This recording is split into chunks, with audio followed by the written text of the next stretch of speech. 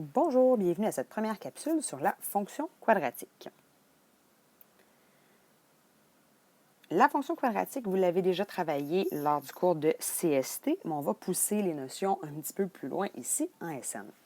Donc, on l'appelle aussi la fonction polynomiale de degré 2 ou du second degré. Elle est représentée graphiquement par une parabole. On va se rappeler, premièrement, la fonction de base, elle ressemble à quoi? Donc, la fonction de base, c'est-à-dire qu'il n'y a aucun paramètre, même pas le a que vous avez vu. C'est juste que le f de x est égal à x au carré. Donc, si on a une petite table de valeurs, on va aller calculer si le x vaut, par exemple, moins 2, moins 1, 0, 1 et 2.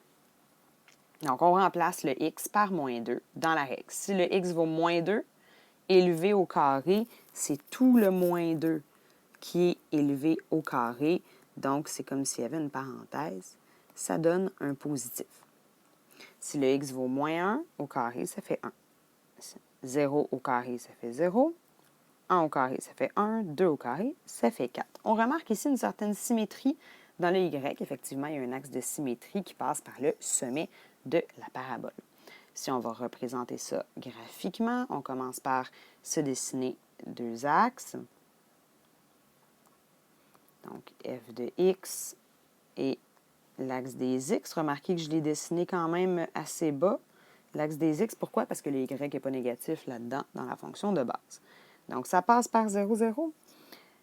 1, 1 et moins 1, 1. C'est symétrique. 2, 4 et moins 2, 4. Et ça continue comme ça vers l'infini par en haut. Voilà. La règle transformée, c'est-à-dire la règle qui a des paramètres. Vous avez déjà vu le paramètre A en CST, c'est exactement le même avec toutes ces mêmes caractéristiques qu'on va avoir ici. On a deux paramètres de plus qui sont le paramètre H et le paramètre K.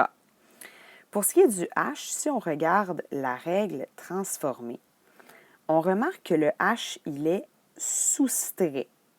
Donc, il va falloir faire très, très, très attention aux signes du paramètre H, parce que lorsque on va vouloir utiliser HK, dans le fond, c'est le sommet de la parabole.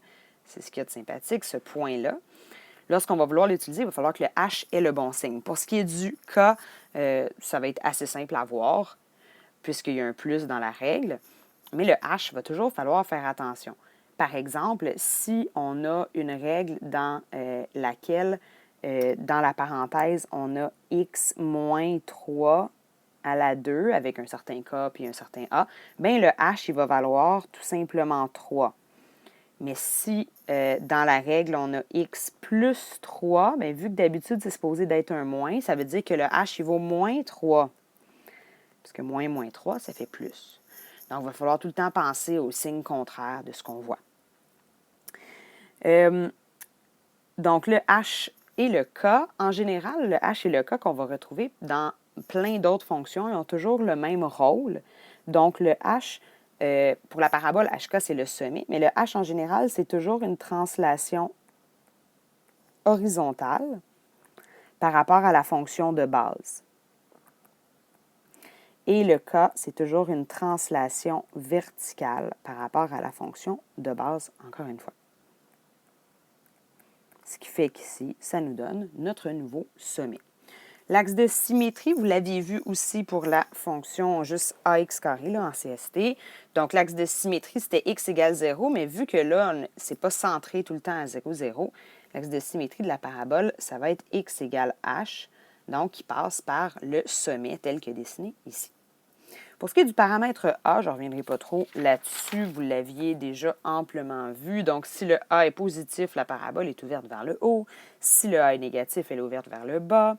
Et selon sa valeur, donc si la valeur absolue de A est de plus en plus grande, bien, ça veut dire que mon A va être de plus en plus étiré verticalement. Et si la valeur absolue de mon A est plus petite, mon A va être comme, ma parabole va être comme écrasée verticalement, encore une fois. C'est ce qu'on voit à la page 3 des notes. Pour ce qui est de tracer le graphique, ça va ressembler encore une fois beaucoup à ce que vous avez fait en CST, à la différence près qu'il y a un sommet différent. Donc ici, il va falloir commencer par penser au sommet. Le sommet, c'est HK, Faites attention au signe du H. Le H vaut tout simplement 5. Et le K, bien là, lui, est facile à voir, c'est le moins 1. Donc, pensez au signe du H. Ce n'est pas nécessairement évident. Ensuite, on va se construire une table de valeurs, comme vous aviez fait en CST. Donc, la table de valeurs, ce qu'elle va avoir de particulier ici, c'est qu'on va la construire autour du sommet. C'est-à-dire, je vais faire quelques points avant le sommet, puis quelques points après le sommet. Donc, quand le x vaut 5, évidemment, le y vaut moins 1, c'est notre sommet. Puis, on va aller calculer les autres valeurs. Fait que je vais aller remplacer peut-être par 4 pour regarder proche du sommet, ça va être quoi? Si je remplace mon x par 4, je vais aller le calculer. Bon, ça vaut la peine d'aller l'écrire si vous ne voulez pas tout le faire mentalement, mais on peut aussi y réfléchir un peu mentalement. Donc, si le x vaut 4, on respecte les priorités d'opération. 4 moins 5, ça fait moins 1. Exposant 2, ça fait 1. Fois 2, ça fait 2. Moins 1, ça fait 1. Donc, ici, ça fait 1. Et c'est symétrique. Si mon x vaut 3, je peux aller calculer aussi. Donc, 3 moins 5, ça fait moins 2. Exposant 2, ça fait 4. Fois 2, ça fait 8. Moins 1, ça fait 7. Si j'ai été trop vite, prenez la peine d'aller calculer la petite chaîne d'opération. Et, encore une fois, c'est symétrique autour de mon sommet. Je vais vous laisser le soin d'aller dessiner ça dans le petit plan quadrillé juste à côté.